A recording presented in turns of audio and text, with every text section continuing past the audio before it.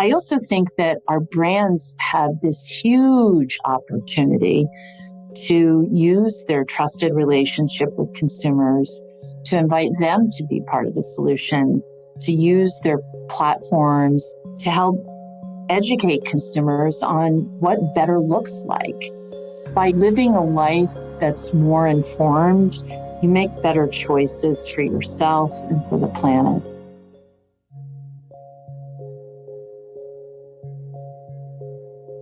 We live and work in a world of interlocking systems where many of the problems we face are dynamic, multifaceted, and inherently human.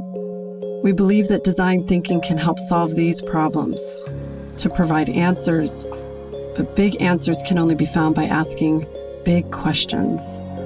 Welcome to The Big Question, an IDEO podcast. I'm your host, Detria Williamson. I'm Detria Williamson, alumni of IDEO, and so excited to bring you today Michelle Lee, Managing Director of the Play Lab at IDEO, and Pam Alabaster, Head of Global Sustainability at Mattel. And we're here today to explore the big question: how might we lead the way in designing for a new socially responsible generation? Really leaning into Mattel's position as one of the leading toy companies in the world. I'm so excited and happy to have you both here. I'm a fangirl of you, Pam, and everything that you've done. And Michelle, it's just an honor working alongside you. So I'm super excited. Why don't you first introduce yourself?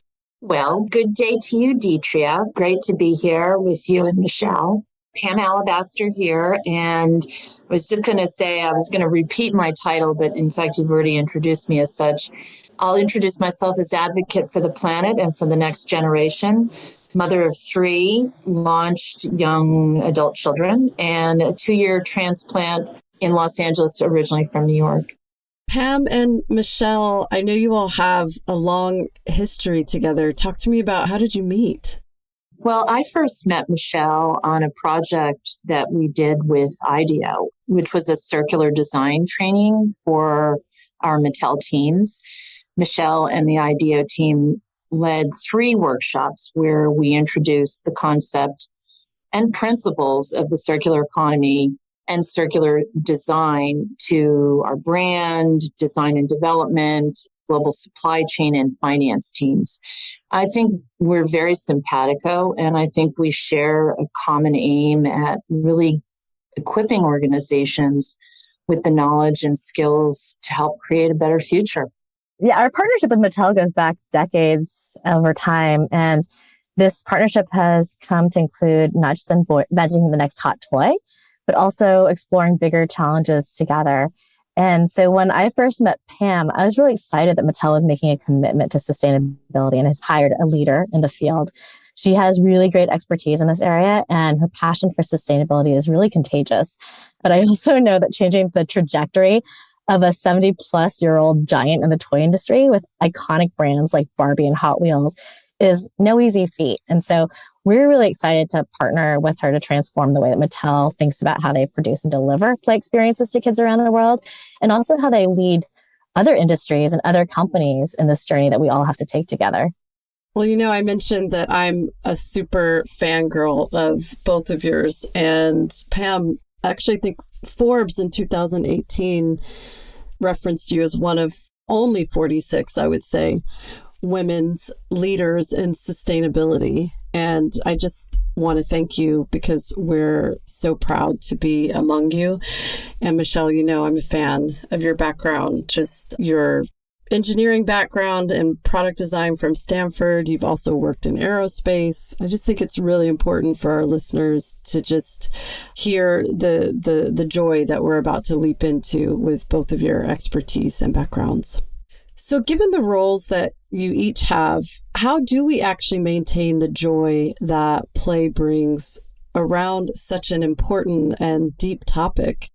I think it's actually a fairly profound question in a lot of ways. If we really and truly want the next generation to thrive, they can only do so on a healthy planet. And so it's critical that we align our purpose with our behavior and our actions. At Mattel, we design innovative toys and experiences that inspire, entertain, and develop children through play. But each of us honestly shows up at work, actually virtually these days, to deliver on a purpose and a mission. And it's our North Star, and it keeps us directed and motivated to do better. I'm really proud that that North Star, that purpose for our company, is really guides everything we do. Yeah, so this has really been a fantastic experience working alongside Pam, because her experience at Mattel and my experience coming from a play background and championing play at IDEO and beyond really stresses the importance of joy. I think we both understand how key joy and play are to everything that we do. And it's often something that's missing when we address important, heavy topics like sustainability and climate. And too often people go into these discussions with feelings of heavy obligation or hesitancy to change. And sometimes there's often a big feeling of guilt that gets in the way of actually like moving towards action. So joy is key to all this. And because we come from backgrounds where we have really studied play and joy, we know that this is crucial to this discussion. So I'm glad that we're bringing it to sustainability as well, and know that it has a place beyond just making toys. It's really interesting to hear you, Michelle, use that word guilt. Is that something, Pam, that you have found or experienced in your role? There's a notion of I can and should do more, but there's also the reality of, you're moving an organization forward, and there's a notion of progress, not perfection. And so the way I look at it is I'm in it for continuous improvement, to continue to move the organization, a big organization, multi-billion-dollar organization, in the right direction, and to bring as many people along the way with me as possible. And Michelle, would you say that you're finding, even with some of our other clients or also just within the industry as a whole, that this is a challenge and that this feeling of guilt sort of persists across different companies and that it's industry-wide? Absolutely. I mean, if we get caught up in guilt, it's really hard for us to shift to, how do I stop apologizing or defending what I've been doing, to how do I actually think about how I can be a part of the solution and how I can start making positive change in this area. And guilt, along with what Pam was just saying, this striving for perfection often are what cause a lot of paralysis. And so I love that Pam, throughout our whole time working together, continues to stress progress, not perfection, because we just need to make a step forward. We all need to join hands and be like, we're going to do something about this, try a few things, experiment, take on this challenge head on. And what I like to refer to as a playful mindset. It's what kids do. They see something out there. They don't get daunted. They don't stop to feel guilty or dwell in negative emotions. Oftentimes they jump in and just try something. And I think that's so important in this instance. So yeah, hearing Pam just kind of echo that mantra over and over again, progress, not perfection, I think gets us in the right mindset to approach all this with optimism. I love that idea of, how kids approach daunting challenges. They do it in a fearless, boundless kind of way. And as we get older, we put so many more obstacles in front of ourselves. And kids don't do that. So having a childlike, play-like attitude towards problem solving is a really refreshing idea. Well, you all are already where I think we need to go, and our listeners will really appreciate hearing about this shift that we need to make in various mindsets around circular economy, and how do we go beyond the sort of need to and embrace the spirit of want to. And it's a lot to take on, particularly because we know that the industries we're leading, particularly you, Pam, and Michelle, are surrounded by this big emotion that we want, joy that we want to experience, and primarily with kids. So how might we shift this mindset? How do we start to do that? So when I hear you say the words need and want, I actually think a little bit differently. And I think about the confusion that exists between needs and wants. For years, marketing messages have told us we need this or that to have a cleaner, sexier, more fun, happy, fulfilled life. And we've been told that the good life is about accumulating stuff. The expression, he who has the most stuff wins. And that success and happiness have really been defined by wealth and possessions. I think that Gen Z really gets now that experience can trump consumption of stuff. And importantly, they know and see that our planet does not have the resources to sustain us at the current consumption level, let alone serve a growing population and middle class in the same manner. And so I think in response to the question you asked, I think that we need to shift from what we want to what we need, and to be more thoughtful about our consumption of stuff and really use the same marketing tools that we've had for generations. Do you remember smoking was sexy and, meat was manly? To really reframe what the good life is and to really sort of shift the paradigm around what consumption has been and GDP, gross domestic product, has been for the past 60 years. And I think in order to make this shift happen from the want to need, citizens have to be more informed about where our stuff comes from. What is it made of? How is it made? Who are the people that made it? And what happens to our stuff when we're done enjoying it? And I think that once we can understand as individuals, as citizens, as consumers, the whole life cycle of our stuff and the impacts that are created along the way, I think it'll be easier to embrace the want to be part of the transition towards the circular economy, because we'll understand the difference between what we need and what we want. How brave.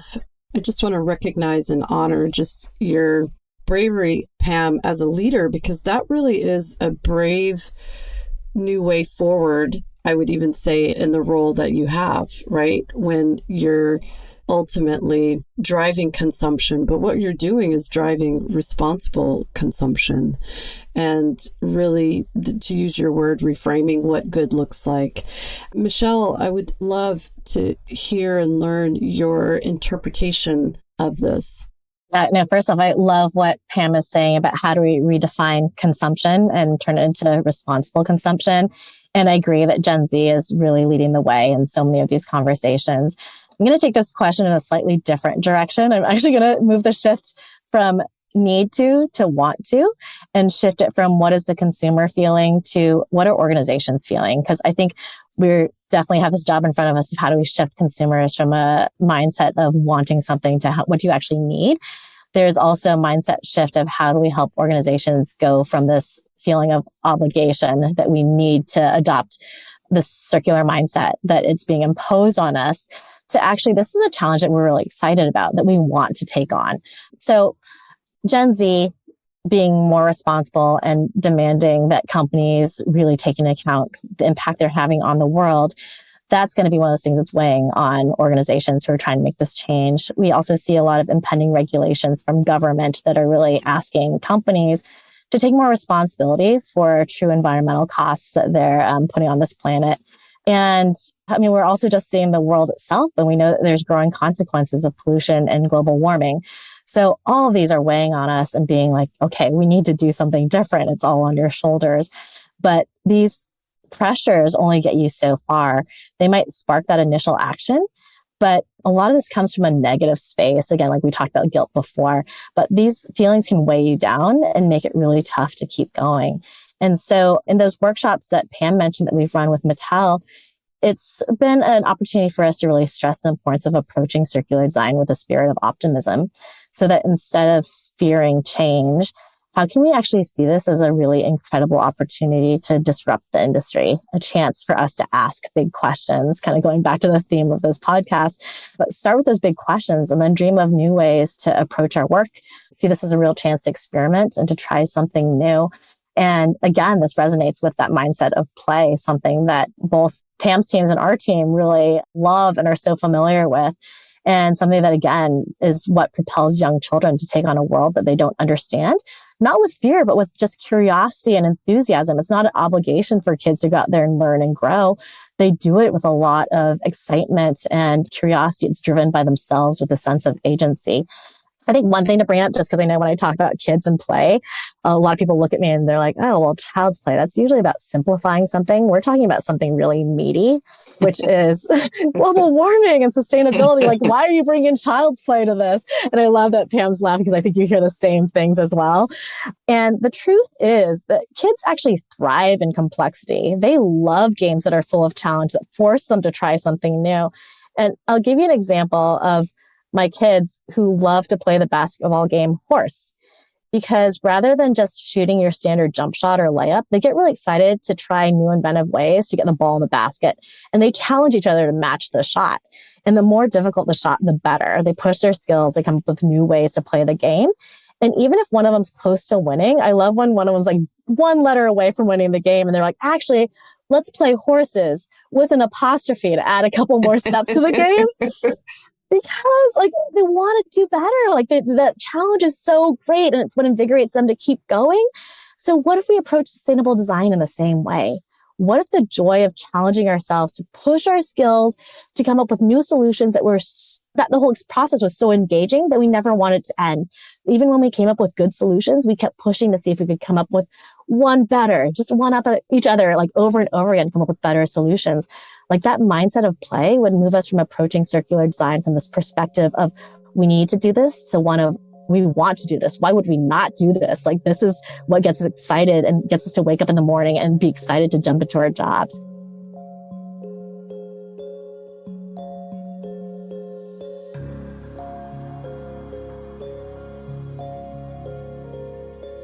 I want to go back to something that both of you were touching on, which is really around these challenges. I think, Michelle, the words you were using are these challenges.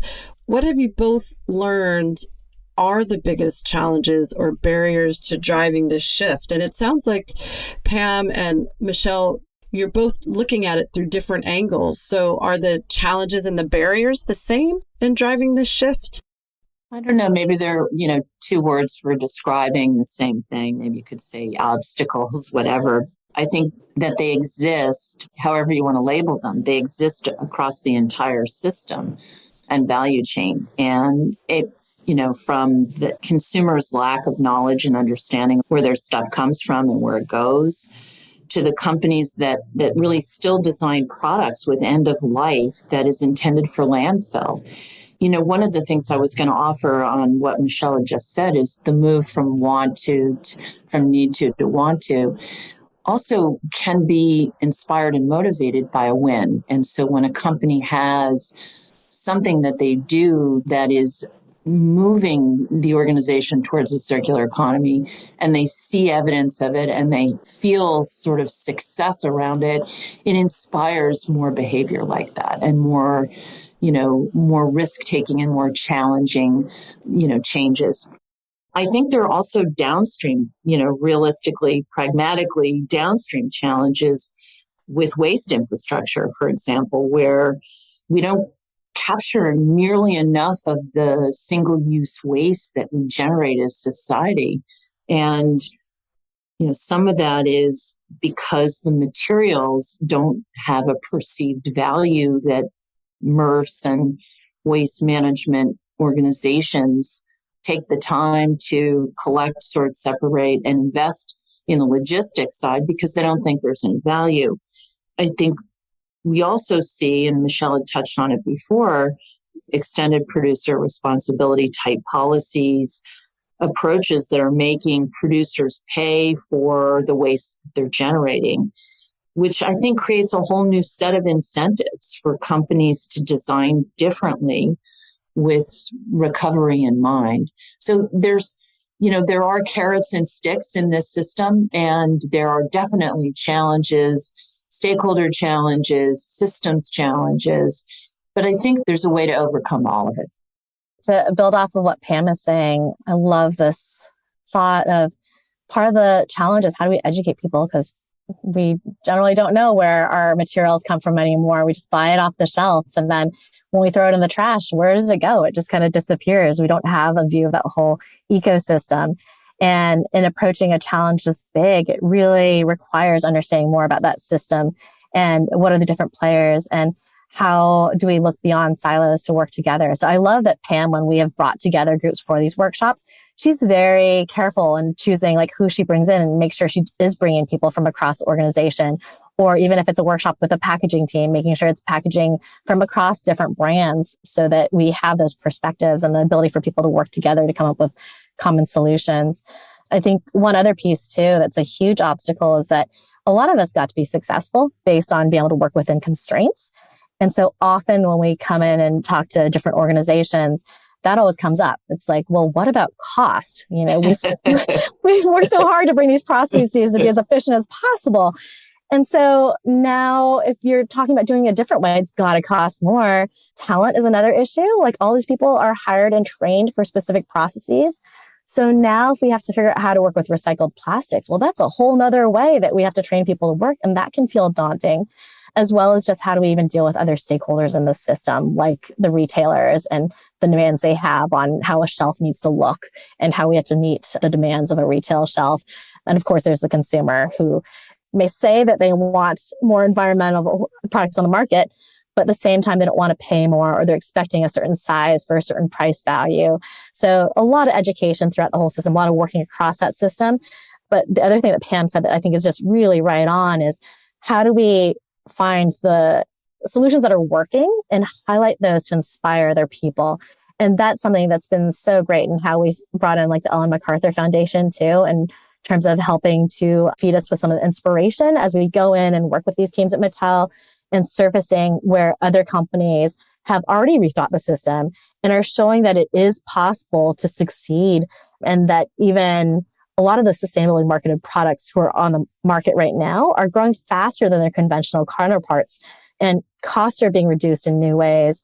Relationships are being built in new ways with consumers, where if you have a model that is about refilling, reusing, or subscription, you suddenly created all these new touch points to relate with your consumer. All these are benefits that could actually take you to new levels. So I think, how do you turn those constraints, hold those, know that they're probably still real and you have to work with them, but move them to the side for a little bit to just give you a chance to dream big and come up with some of these really interesting solutions. And then once you have those solutions, amplify them so other people can see that there's a way forward. You both have essentially highlighted this high grand need to redesign many things. Pam, you mentioned the need to really redesign what is it that we call value. Michelle, and you talking about this need to sort of re-educate different communities and key stakeholders. Where does our supply chain fit into this?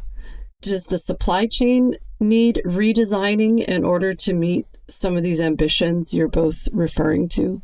For sure. I think we could expound on this for probably an hour, but one important shift that has a lot of proximity to what we do with toys is we need to see a dramatic increase in capacity for recycled content, whether that's mechanically recycled or chemically recycled plastics. Today, the demand from consumer good companies, all of the big CPG companies have made significant commitments around their use of recycled content, plastic, bio-based materials, etc. The demand totally outstrips the supply, and as a consequence, the materials carry a 2 to 3-fold premium over conventional bad actor virgin resin. And so while making products with renewable feedstocks, recovered from waste is one way to support the circular economy, as more companies that use PCR plastic, they make commitments, as their commitments to using them in their products grow, I have to hope that we see increased capacity for these materials to grow in a correlating way. There's a whole host of other things, if you want people to understand where their products come from and who made them and how they were treated and the wages they were paid, if they were living wages, etc.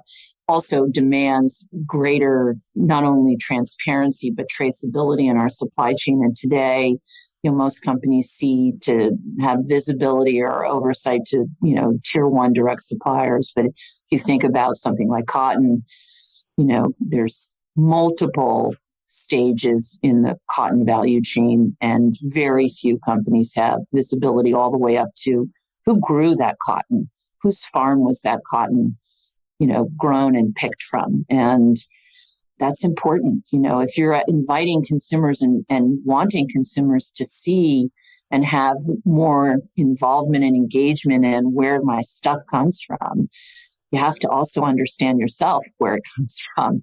And Michelle, are you seeing that, again, just not only through our work that we're doing with Pam, but are you seeing in general this overarching need of how do we redesign our supply chains? Oh, absolutely. Because again, it is a huge issue that affects every part of the system, that all of these pieces come together in a way. And if you change one thing in one part of the system, it could have this crazy butterfly effect where you just have no idea what down the line it might change for how something can then ultimately be recycled or disposed of in a responsible way. And I think Pam just named a lot of really great ways that we can start going deep and what are some of those questions that we need to answer. But for those who are just starting out, I think one thing to keep in mind is that we just need to ask the questions. We need to get curious. We need to challenge assumptions the way things are currently being done. And that can happen at every stage of the supply chain. So in some of the workshops, we've pointed out that when you're sourcing materials, how do you really ask, could you be more thoughtful about using bio-based or fully recyclable materials in design? Can you think more about, is there a way to make your product out of a single material or make it easy to disassemble so you can send every piece into the proper recovery stream? In manufacturing, do you think about durability and having something last longer so that they can be kept in use for a longer period of time versus being a quickly disposable item? All those pieces come together. And as you start asking those questions, you can keep going, just keep going deeper. Okay, if you could use more bio-based, where would those come from? What would you then do with them after use?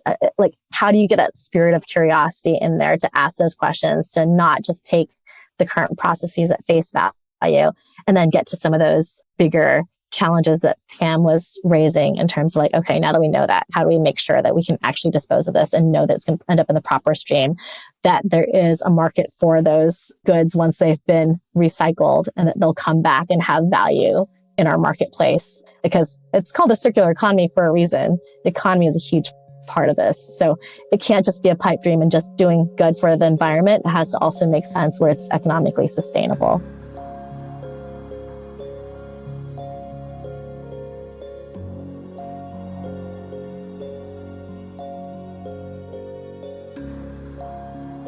Well, both of you, being clear leaders in the toy industry, have no small challenge ahead of you. And we talked about some of these big words associated with the great impact that you're driving, words like guilt, words where companies might feel overwhelmed, not know where to start.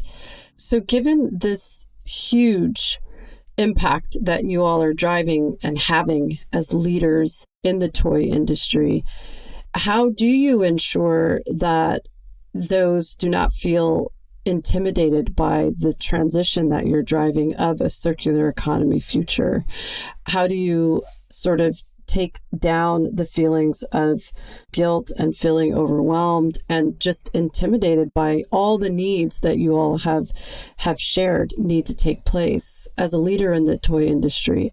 How are we essentially embracing that there needs to be a circular economy future? At Mattel, our transition toward the circular economy is actually happening in lockstep with our ambition to reduce greenhouse gas emissions and its impact on climate change. And a couple thoughts related to that question. The first is, through education and a common understanding across the organization of what we can do together, basic understanding of key concepts like what is the circular economy and how do I design better for it, we're equipping the teams with the tools they need to be part of this transition so that they're not, we're inviting them to not stand on the sideline, but to be part of this transition and to use their platforms, their roles, their functions within an organization to help move us forward. And I have to say that we have an amazing group of creative and talented and passionate people who really want to be part of this transformation. And so that really excites me, and it makes my job certainly easier. I also think that our brands have this huge opportunity to use their trusted relationship with consumers to invite them to be part of the solution, to use their platforms, social media, touch points, whatever, to help educate consumers on what better looks like. And going back to responsible consumption, but also by living a life that's more informed, you make better choices for yourself and for the planet. So it's actually what lured me to Mattel was the notion that we could use these trusted, amazing, beautiful, and beloved brands to drive environmental and social change. And I'm really fortunate to have that opportunity. Yeah, I'm sitting here silently nodding to everything that Pam is saying. I love how you're looking at this as a leader and really treating this as an opportunity to be truly inclusive and bring other people in to help move this forward. I mean, this is a lot to have on one person's shoulders. I think that's one of the reasons we've been so drawn to be an active partner with Pam and her team, because I know that when someone comes in and they're brought in as the head of sustainability and it's the first person to hold that role, there's a lot of expectations and a lot of hoping that that person can wave the magic wand and make it different. And we know it's not possible with one person and to do it all on their own. And so really, how do we find our allies within our organizations, but also external partners? Who are the people who are going to help us champion this moving forward? How do we help get everyone up to speed, which has been a big role of these workshops, to give people even the language and the foundation to start talking about the circular economy, and then empower them to step forward and help us identify opportunities in each of these areas. Because Pam and I aren't the experts in each part of the value chain. That's where we need people to come in and help us understand what they're seeing as opportunities and how they can help us move forward. And then I'm just going to echo Pam's mantra because I love it so much. Progress, not perfection. I think that's one of the really great ways to get people not get bogged down and just keep going forward. We're not going to get it right the first time, but we're not going to get anywhere if you don't take that first step. So how do we start moving towards that road towards progress, knowing that at some point we'll get a whole lot closer to perfection if we can at least start the journey? Pam and Michelle, thank you so much for today's discussion. It's so needed. And again, I'm so proud to sit amongst two women on this call, having this conversation and really serving as leaders in this space.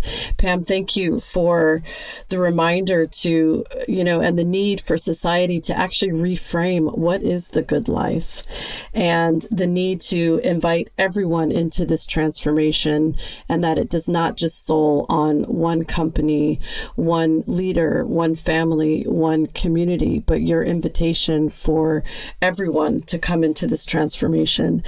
And Michelle, it was super important to hear you say that we all need to challenge our own assumptions and to ensure that we're actually asking the right questions, and the need to know and find your allies within your communities, within your companies, and not only find them, but to use the knowledge that you've gained and empower them. So I want to thank both of you today for this terrific conversation that I know our listeners will love. Thank you so much. It was a real pleasure. Oh, thank you. Thank you. Pam, I want to ask you a question because you are taking on a lot. So there has to be a big question that perhaps keeps you up at night, or do you sleep well? Actually, I'm a champion sleeper. Uh-oh, good.